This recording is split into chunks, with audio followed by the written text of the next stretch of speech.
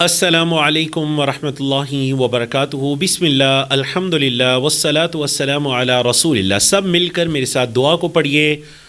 رب اشرح لی صدری ویسر لی امری واحلل عقدۃ من لسانی یفقہوا قولی۔ اور بڑی پیاری دعا کہ اللہم انفعنا بما علمتنا وعلمنا ما ينفعنا وزدنا علما۔ آؤ قرآن سمجھیں، آسان طریقے سے حصہ اول اور نماز کے ذریعے ہم قرآن مجید کو سیکھ رہے ہیں۔ سورۃ الفلق بڑی پیاری سورت ہے۔ دیکھیں ہم نے لاسٹ ٹائم سورۃ الاخلاص کو مکمل کیا تھا، اب ہم سورۃ الفلق کو پڑھنے جا رہے ہیں۔ گرامر کے اندر انشاءاللہ ہم فعل مضارع میں یفعل، یجعل، یفتح، یعنی وہ تین فعل جن کے ہم نے فعل ماضی پڑھے تھے نا، فعل، جعل اور فتح، ان تینوں کے فعل مضارع ہم پڑھنے جا رہے ہیں۔ یفعل، یجعل، یفتح انشاءاللہ نکات تعلیم یا شوق میں چند چیزیں پڑھیں گے انشاءاللہ، اور 13 نئے الفاظ ہیں جو قرآن مجید میں 841 بار ریپیٹ ہوتے ہیں۔ تو سورۃ الفلق اور سورۃ الناس، یہ جو دونوں سورتوں کا ایک گروپ ہے نا، ان کو کہتے ہیں معوذتین۔ کیا کہتے ہیں جی؟ معوذتین۔ میرے ساتھ درست پروننسیشن کے ساتھ پڑھیے، معوذتین، پناہ مانگنے والی دو صورتیں، یا وہ دو صورتیں جن کو پڑھ کر اللہ کی پناہ، اللہ کی حفاظت مانگی جاتی ہے۔ اور بتا دیا گیا کہ نبی کریم صلی اللہ علیہ وسلم ہر نماز کے بعد ایک ایک مرتبہ ان تین صورتوں کو، اور فجر اور مغرب کے بعد تین مرتبہ ان کو پڑھا کرتے تھے۔ اور حضرت عائشہ فرماتی ہیں کہ نبی کریم صلی اللہ علیہ وسلم جب اپنے بستر پر آرام فرما ہوتے، اپنے ہاتھ مبارک کو، دونوں ہاتھوں کو اپنے چہرہ انور کے قریب کرتے، پھونک مارتے، ان تینوں صورتوں کو پڑھتے، اور پھر اپنے جسم پر جہاں تک ممکن ہوتا ہاتھوں کو پھیر لیتے۔ تو ان تینوں صورتوں کو رات سونے سے پہلے پڑھنا یہ نبی کریم صلی اللہ علیہ وسلم کی عادت مبارکہ تھی۔ ہر قسم کے شر، حسد اور جادو سے بچنے کی یہ بہترین صورت ہے جو خود اللہ تعالیٰ نے ہمیں سکھائی ہے۔ ہم میں سے کون ہے جو شرور سے نہیں بچنا چاہتا؟ تو پھر ہم سب کو ان صورتوں کے پڑھنے کا، سمجھ کر پڑھنے کا اہتمام کرنا چاہیے۔ تو چلیے ہم ان صورتوں کو سمجھتے ہیں۔ قل، کہہ دیجئے، وہی ہم پڑھ چکے ہیں، قل کہہ دیجئے، اعوذ یہ بھی پڑھ چکے ہیں ماشاءاللہ، میں پناہ میں آتا ہوں، جیسے آپ نے پڑھا تھا نا باللہ، اللہ کی، تو یہاں پر لفظ اللہ تو نہیں ہے، یہاں پر ہے برب الفلق، اللہ کی صفت ہے۔ میں پناہ میں آتا ہوں رب کی، کس کے رب کی؟ الفلق، صبح کے، میں صبح کے رب کی پناہ میں آتا ہوں۔ تو وہ تو شام کا بھی رب ہے، رات کا بھی رب ہے، دن کا بھی رب ہے، ایک ہی وہ رب ہے۔ تو پھر صبح کا رب کیوں خاص کیا گیا؟ کیونکہ جو انسان مختلف قسم کے حملوں میں گرا ہوا ہے، تو اس کو اللہ کی پناہ، اللہ کی حفاظت مانگنے کی ضرورت ہے، اللہ کی حفاظت مانگنے کی ضرورت ہے۔ صبح کا رب، کیونکہ جو صبح ہے نا، اللہ کی نشانیوں میں سے ایک بہترین نشانی ہے۔ دیکھیں نا، اندھیرے کا ختم ہونا، سورج کا اس اندھیرے کے بیچ سے نکلنا، اللہ اکبر۔ فلک کا لفظی مطلب ہوتا ہے کسی چیز کو پھاڑنا یا چیر کر نکلنا کسی چیز سے۔ تو چونکہ وہ جو وقت ہوتا ہے نا، اس میں سورج اندھیرے کے بیچ سے نکل جاتا ہے، اندھیرا ختم ہوتا جاتا ہے، سورج واضح ہوتا جاتا ہے، روشنی پھیلتی جاتی ہے۔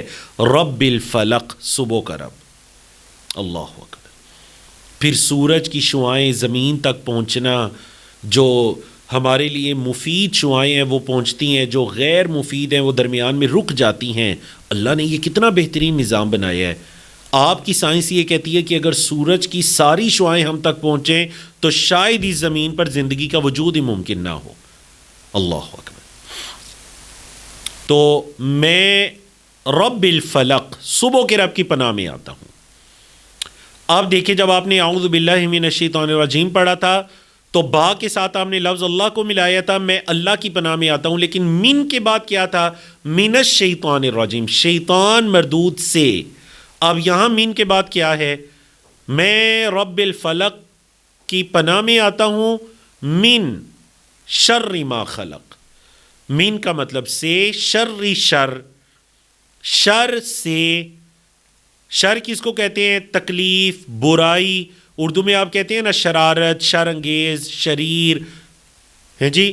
میں شر سے پناہ میں آتا ہوں، ماں، ان چیزوں کے جو خلق اس نے پیدا کیا۔ جو کچھ اللہ نے پیدا کیا میں ان سے اللہ کی پناہ میں آتا ہوں. میں شر سے اس کی پناہ میں آتا ہوں. کس کے شر سے؟ ما خلق، جو اس نے پیدا کیا. تو آپ پڑھ چکے ہیں نا، ما جو ہے نا اس کے 3 معنی ہیں، نہیں، کیا، جو. من کے 2 معنی ہیں، کون، مثال من ربو کا.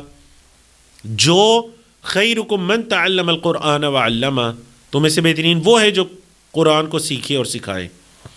خلقہ، اس نے پیدا کیا. خالق، مخلوق، خلق. تو میں صبح کے رب کی پناہ میں آتا ہوں من شر ما خلق، ہر اس چیز کے شر سے جو اس نے پیدا کیا.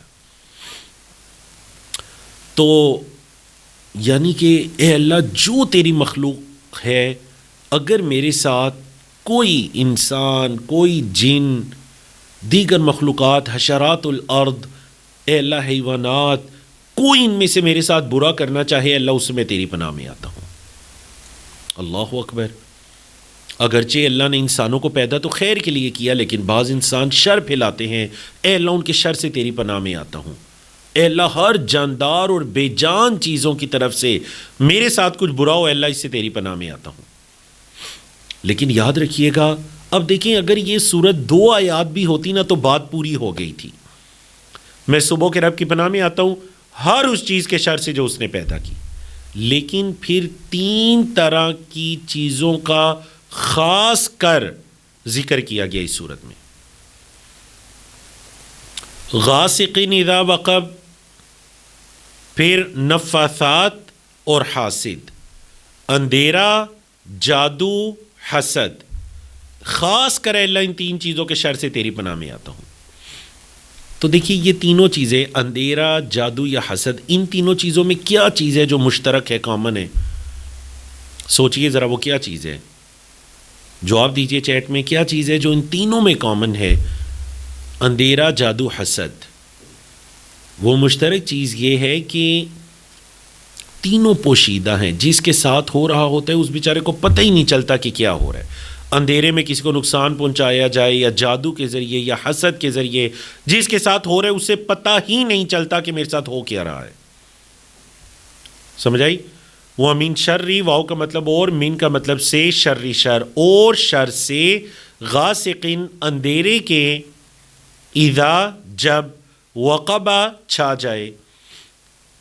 وقبہ فعل ماضی ہے، چھا گیا، اور وقبہ سے پہلے جب اذا آتا ہے تو اس کا مطلب اذا وقبہ جب چھا جائے، جب اندھیرا چھا جائے تو اے اللہ اس کے شر سے میں تیری پناہ میں آتا ہوں. لیکن ہر 12 گھنٹے کے بعد رات آتی ہے. اب جب رات آتی ہے تو اکثر، آج بھی اس روئے زمین پر اکثر گناہ رات کے وقت میں ہوتے ہیں. انسان نسبتاً فارغ ہوتا ہے، خالی دماغ شیطان کا کارخانہ بن سکتا ہے. تو رات کے وقت میں اکثر جو غلط چیزیں ہیں، ٹی وی کے پروگرام ہیں، شرور ہیں، سینما کلب، بدکاریاں وغیرہ، یہ سب اکثر رات کے ٹائم میں ہوتی ہیں. تو اے اللہ میں رات کے اندھیرے کے شر سے تیری پناہ میں آتا ہوں. مطلب اے اللہ کوئی دشمن میرے ساتھ برا کرے یا میرا نفس مجھ پر غالب آ جائے، میں کسی گناہ میں مبتلا ہو جاؤں، اے اللہ میں اس سے تیری پناہ میں آتا ہوں. اگلی چیز، وَمِن شَرِّ النَّفَّاثَاتِ فِي الْعُقَدِ، وَمِن شَرِّ، اور شر سے، نفاثات، پھوکے مارنے والیوں کے. نفاثتن یہ واحد ہے اور اس کی جمع آتی ہے نفاثات، پھوکے مارنے والیوں کے شر سے. کہاں پھوکے مارنے والیاں؟ فی العقد، گرہوں کے اندر. گرہوں میں جو پھوکے مارنے والیاں ہیں، اے اللہ ان کے شر سے میں تیری پناہ میں آتا ہوں. عقدہ یہ واحد ہے اور اس کی جمع آتی ہے عقد. عقدہ اور جمع کیا ہے؟ عقد. اللہ اکبر. جس طرح آپ اردو میں کہتے ہیں نا عقد نکاح، یعنی نکاح کی گرہ. دیکھیں ہمارے بعض اوقات نا ایک وسوسے بھی ہوتے ہیں کہ مطلب یہ مسئلہ ہو جاتا ہے، آپ یہ کام نہ کیجیے گا، یہ ایسے ہو جائے گا، اچھا یہ نظر لگ جائے گی، یہ جادو ہو جائے گا، کوئی آپ کے ساتھ ایسے کر دے گا. بعض لوگ تو اس شک و شبے کی بیماری میں دوسروں کے گھروں سے کھانا چھوڑ دیتے ہیں. نہیں، آپ کھائیے پیئے جو بھی کیجیے، لیکن اللہ سے اس کی حفاظت طلب کرتے رہیے. جادو تو مختلف طریقوں سے ہو سکتا ہے. اگر کوئی یہ شر انگیزی آپ کے ساتھ کرنا بھی چاہے تو وہ کوئی بھی طریقہ اختیار کر سکتے ہیں. ہاں آپ اپنی حفاظت کا خیال کیجئے, صبح شام نمازوں کے بعد رات کو سوتے ہوئے اس سورت مبارکہ کو پڑھیے, اس یقین کے ساتھ پڑھیے کہ اللہ رب العزت مجھے رات کے شر سے, اندھیرے کے شر سے محفوظ رکھے گا, اللہ مجھے جادو کے شر سے, اللہ مجھے حسد کے شر سے محفوظ رکھے گا. اللہ اکبر. جادو ایک ایسی آزمائش ہے کہ اچھے بھلے مضبوط ایمان والے لوگوں کا, نمازی لوگوں کا ایمان بھی ڈگمگانے لگتا ہے اور وہ غیر شرعی کاموں کے اندر پڑ جاتے ہیں. تو دیکھیے نا, یہ سورت پڑھ لیجئے, آپ محفوظ ہو جائیں گے. رات کو سوتے ہوئے یہ سورت پڑھ لیجئے. تو ایک اور بھی پھوکے مارنے والا ہے, اور وہ نبی کریم صلی اللہ علیہ وسلم کی حدیث کے مطابق کہ جب کوئی تم میں سے رات کو سوتا ہے تو شیطان اس کی گدی پر, یہ جو جگہ ہوتی ہے پچھلا حصہ سر کا یا گردن کا, تو شیطان 3 گرہیں لگا دیتا ہے. ہر گرے پر وہ منتر مار کے کہتا ہے ابھی سو جاؤ, بہت لمبی رات پڑی ہوئی ہے. اگر وہ صبح اٹھ کر اللہ کا ذکر کرے, الحمدللہ الذی احیانا بعدما اماتنا والیہ النشور, اگر یہ دعا پڑھ لی تو ایک گرہ کھل گئی. اگر اٹھ کے وضو کیا تو دوسری گرہ کھل گئی. اور اگر نماز فجر ادا کی تو تیسری گرہ کھل گئی اور وہ حشاش بشاش ہو جاتا ہے. اور اگر وہ ویسے ہی سویا رہتا ہے, نہ اٹھا نہ وضو کیا نہ فجر پڑھا, تو نبی کریم صلی اللہ علیہ وسلم نے فرمایا فَأَصْبَحَ خبیث النفس کسلان, خبیث نفس کے ساتھ سستی کی حالت میں وہ صبح کرتا ہے. تو اب یہ ہم پہ ڈیپینڈ کرتا ہے کہ ہم اپنی صبح کس حالت میں کرتے ہیں. اللہ رب العزت ہمیں ان تینوں گروہوں کو صبح صبح کھولنے کی توفیق عطا کرے کہ ہم اٹھیں, اللہ کا ذکر کریں تو ایک گرہ کھلی, وضو کرے تو دوسری, فجر ادا کرے تو تیسری گرہ. اور آخری چیز جس کے شر سے آپ پناہ مانگ رہے ہیں, وَمِن شَرِّ حَاسِدٍ اِذَا حَسَدَ, وَمِن شَرِّ, اور شر سے, حاسدن, حسد کرنے والے. حسد کرنے والے کے حسد کیا ہوتا ہے اور رشک کیا ہوتا ہے. حسد یہ ہوتا ہے کہ جو چیز اس کو ملی ہے وہ اس کے پاس سے چھن جائے, یا اس کو کیوں ملی ہے. یاد رکھیے گا, حسد کا جو فرسٹ سٹیپ ہوتا ہے نا, پہلی سیڑھی, وہ دل میں اس خیال کا آنا ہوتا ہے کہ اس کو کیوں ملی ہے. یہ پہلا قدم ہے حسد کا, فرسٹ سٹیپ, پہلی سیڑھی. مجھے ملے یا نہ ملے, بس اس سے کیوں ملی ہے, یا اس سے یہ چیز چھن جائے. لیکن رشک شریعت اسلامیہ میں جائز ہے. رشک کہتے ہیں اے اللہ جو اس کو دیا ہے وہ مجھے بھی دے. اے اللہ تو نے اس کو مال دیا, وہ تیرے دین کی خدمت کرتا ہے, اللہ مجھے بھی دے, میں بھی خدمت کروں گا. اے اللہ تو نے اس کو اولاد دی, ماشاء اللہ بچوں کی بڑی اچھی تربیت کر رہے, مجھے بھی اولاد دے, میں بھی بچوں کی ایسی تربیت کروں گا. اے اللہ تو نے اس کو قرآن کی نعمت دی, بڑا اچھا قرآن پڑھتا ہے, عمل کرتا ہے, پڑھاتا ہے, اللہ مجھے بھی یہ نعمت دے, میں بھی اس پر عمل کروں گا. یہ رشک ہے, یہ جائز ہے. لیکن حسد کرنا حرام ہے, کبیرہ گناہ ہے. ایذا, جب, عید اور اذا دونوں جب کے معنی میں آتے ہیں. جب, ایذا جب بھی فعل ماضی, اب یہ حسد ہے فعل ماضی ہے, اس نے حسد کیا. لیکن جب بھی یاد رکھیں, یہ ایک رول اپنے دماغوں میں لکھ لیں, جب بھی فعل ماضی سے پہلے ایذا آئے گا تو فعل ماضی کے معنی میں نہیں ہوگا, مضارع کے معنی میں ہو جائے گا. ایذا حسد, جب وہ حسد کرے. اے اللہ حسد کرنے والے کے شر سے تیری پناہ میں آتا ہوں جب وہ حسد کرے. یاد رکھیے گا, کوئی بھی پروفیشنل والا ہے نا, کوئی بھی پروفیشن ہے, وہ اپنے ہی پیشے والے سے حسد کرے گا. موچی سے عام طور پر ساتھیوں سے حسد کیا جاتا ہے. حسد کرنے والا آپ کا نام خراب کرے گا, آپ کے کام کو خراب کرے گا. تو آپ اللہ سے پناہ مانگیے, اللہ سے دعا کیجیے کہ اللہ حسد کرنے والے کے شر سے میں تیری پناہ میں آتا ہوں جب وہ حسد کرے. اور اگر شیطان دل میں یہ بات ڈالے نا کہ اس کو یہ چیز کیوں ملی ہے, تو اس کے لیے اور دعائیں کیا کریں کہ اللہ اس کو اور برکت دے, اللہ جو تو نے اس کو دیا اس میں مزید اضافہ کر, اور اللہ مجھے بھی عطا کر. حسد کی نفی ہوتی رہے گی. لیکن اگر دل میں یہ سوال آ گیا نا کہ کیوں ملا, تو یہاں سے یاد رکھیے گا حسد کی ابتدا ہے. اللہ رب العزت ہمیں اسے محفوظ رکھے. تو ان صورتوں کو ہم زندگی میں کیسے لا سکتے ہیں؟ ہم ان صورتوں کو صبح شام پڑھ کر, ان کے مطابق زندگی گزار کر, ان پر عمل کر کے نمازوں کے بعد پڑھ کر، رات کو سوتے ہوئے پڑھ کر ان صورتوں کو اپنی زندگی میں لا سکتے ہیں، یقین جانیے اتنی پرسکون آپ کو نیند آئے گی کہ میں نے رب الفلق اللہ کی ایک پیاری صفت کو ذکر کر کے اللہ سے اس کی حفاظت مانگی ہے، ضرور وہ اللہ میری حفاظت کرے گا۔ تو یقین کے ساتھ یہ صورتیں پڑھ کر سوئیے، اپنے بچوں کو پڑھا کر سوئیے، وہ جسم پر ہاتھ پھیر کر سوئیں، سکون کی نیند سوئیں، پازیٹیوٹی کے ساتھ سوئیں۔ اللہ آپ کی حفاظت کرے گا حسد سے، رات کے اندھیرے سے، جادو سے۔ اللہ رب العزت ہمیں اس پر عمل کرنے کی توفیق عطا کرے۔ تو ماشاءاللہ 12A کے اندر آپ نے بڑی پیاری سورۃ الفلق کو سیکھا۔ تو اب چلتے ہیں 12B کی طرف، دیکھتے ہیں گرامر کے اندر آج ماشاءاللہ آپ فعل ماضی کو مکمل کرنے کے بعد فعل مضارع سیکھنے جا رہے ہیں، اور فعل مضارع کے اندر آپ 3 افعال کی پریکٹس کریں گے۔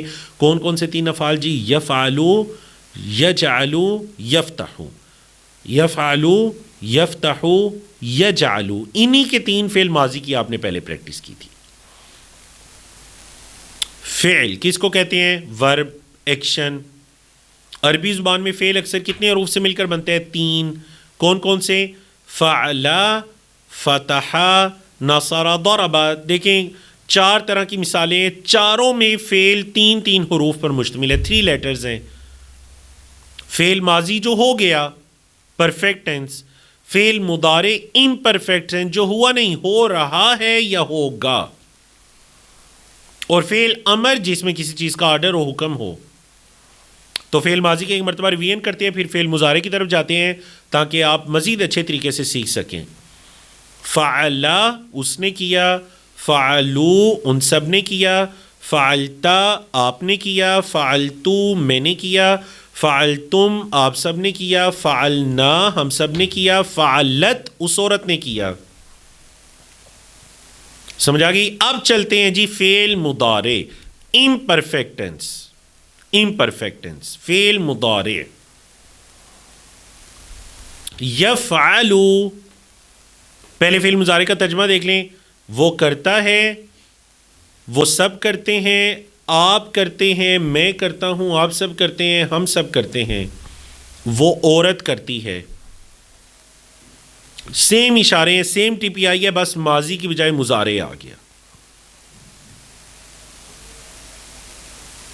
چلیں، یفعلو وہ کرتا ہے، یفعلون وہ سب کرتے ہیں، تفعلو آپ کرتے ہیں، افعلو میں کرتا ہوں، تفعلون آپ سب کرتے ہیں، نفعلو ہم سب کرتے ہیں، تفعلو وہ عورت کرتی ہے۔